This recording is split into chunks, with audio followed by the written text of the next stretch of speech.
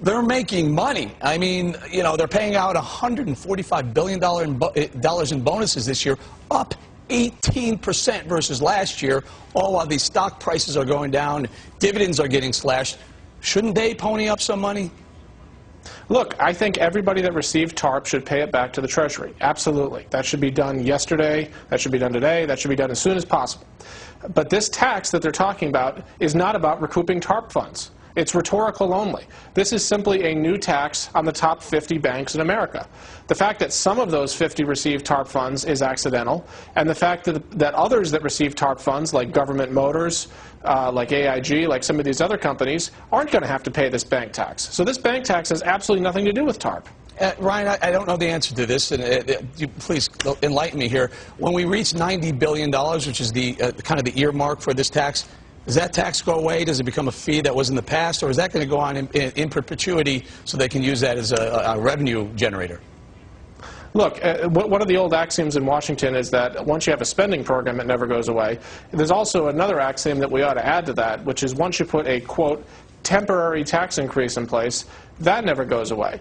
There are surtaxes that Congress recently renews every year, 2 years, 3 years, whenever they actually need to, that just keep going on forever. It's kind of like, think of it like a toll road.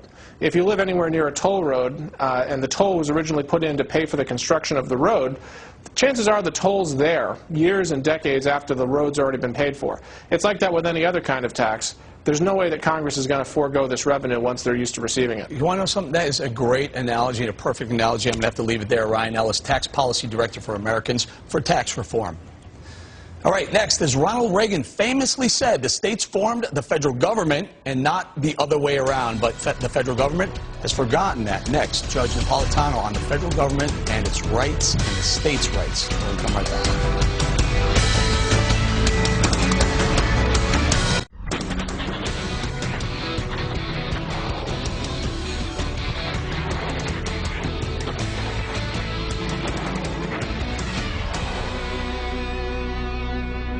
At the FoxNation.com. Fox News senior judicial analyst Judge Andrew Napolitano has been looking at the Constitution and freedom. In his 5-part series, the judge has broken down and explained the Constitution as the foundation of American government. Here he looks at the destruction of sovereignty of the states by the federal government. Check it out. When the 13 colonies that had become states enacted the Constitution and voluntarily agreed to form the new government, they gave away some of their sovereignty. The right to coin money, the right to raise a military, the right to run a post office, the right to engage in foreign relations with other countries, the right to operate a national court system. All of this went to the feds. But the states retained for themselves what lawyers and judges call the police power. The police power does not refer to police as in cops and sheriffs.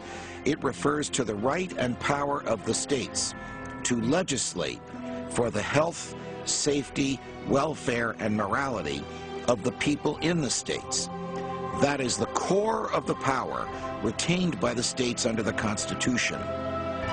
As other territories joined the Union, from Florida to Louisiana, from Maine to Texas, from California to Alaska, they each gave to the feds the powers that they formerly had that were federal in nature, and they all retained for themselves the powers that were governmental in nature, the police power. The states also retained a veto of sorts over the growing federal government, since the U.S. Senate, which is half of the Congress, consisted not of senators popularly elected as they are today, but of senators chosen by the state legislatures. The senators were, in reality, delegates from the states to the central government. When the Congress attempted to seize some of the states' police power, state regulation of health, safety, welfare, and morality, if the senators wanted to keep their jobs, they voted against such seizures. This was the genius of the federal system. The federal government regulated within its limited area. The states regulated within their limited area.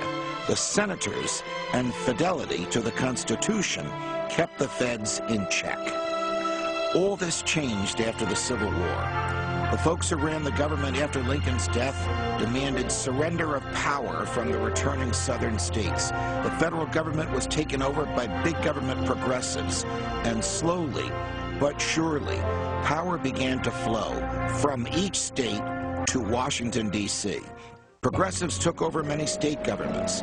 The Constitution was amended in good ways to prohibit slavery, to compel equal protection, and to permit women to vote, and in bad ways to permit a federal income tax, to elect senators by popular vote, and to prohibit the sale of alcohol. So the states no longer had a check on federal power.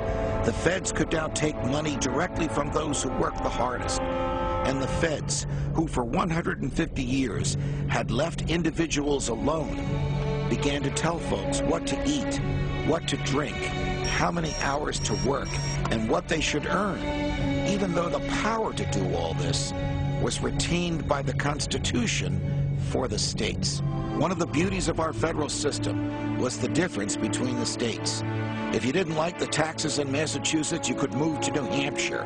If you objected to all the pervasive government in New Jersey, you could move to Pennsylvania. As President Reagan once put it, you could vote with your feet. This is no longer true. The Congress has so usurped power from the states via legislation and outright bribery that you can hardly tell the difference from one state to another.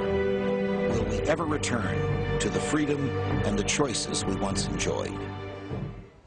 Here with more on the loss of individual freedom at the hands of Congress, Fox News senior judicial analyst and good friend, Judge Andrew Napolitano. Judge, going to start off with how did we come so far? How did we sway so far away from the original founding fathers' blueprint to where we are right now?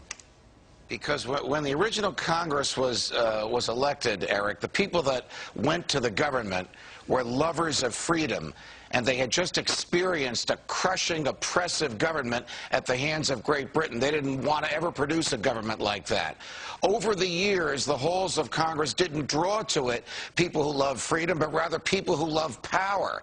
And in all three branches of the government, the president, the Congress, and the courts, the mindset began to develop. How can we have more power to control more human activity? We'll take it from individuals, and we'll take it from the states. That's what we're left with now. I mean, you just had a wonderful conversation about this tax that President Obama wants to impose on the banks. There's no authority for that in the Constitution. And the serious problem is the government doesn't care about the Constitution because few people are concerned about it as they should be. Hey, Judge, there was a little bit of news out today, the Amish and other religious groups claiming that they're conscientiously objecting to having to buy health care. Constitutional or not? It is constitutional for the government to grant exemptions from certain behavior on the basis of religious beliefs. For example, when we had a draft, if you were a true conscientious objector because your religion taught you that you couldn't kill under any circumstances, you were exempt from the draft. There was a time when you performed other government services, but it wasn't for the military. So the Amish will claim the same type of exemption. But this will open up the floodgate to a lot of exemptions, like you and I have constitutional objections to the government telling us that we must purchase something that we might not want or might not need. Yeah, I was wondering, only religious? Is it that's the only grounds for being conscientiously objecting to something? I can't say my political views, or I'm a conservative and I don't want to add to the deficit and I don't like anything about it, so I shouldn't have to buy health care too? When the Supreme Court of the United States looked at the conscientious objectors to the draft in a case called Welsh versus the United States, it said you don't have to belong to a particular religion. You don't even have to believe in God. You just have to hold that view of conscientious objection with the same degree of sincerity and fervor that you would as if it were a religious view. This breeds tremendous amounts of litigation as to who believes what and what is the source of their beliefs. We'd be far better if the government didn't tamper with our liberties and didn't make us look for these exemptions. Judge, I'm getting taxed. I'm getting my income taxed. I'm getting just about everything that moves taxed. I have to have health insurance. I have to have car insurance. I'm even being told how much sugar and salt I can have now. Where does it end? I don't know where it's going to end. I hope that through the types of things that Glenn Beck talks about 5 days a week, and you and I are privileged to talk about from time to time as well, that people will rise up and realize that the government is out of control. It's been out of control for a long time. This series that I did, a portion of which you were just kind and generous enough to run a clip from, demonstrates how slowly and gradually over the years government disregarded the confines of the Constitution and now doesn't even take it seriously. When people recognize that and throw the bums out who don't respect the Constitution, then we will have more control over our freedom, more choices, and can keep more of our own property. All right, the wrapping us, Judge, real quickly. Everyone out there watching wants to know, I'm sure, where are you?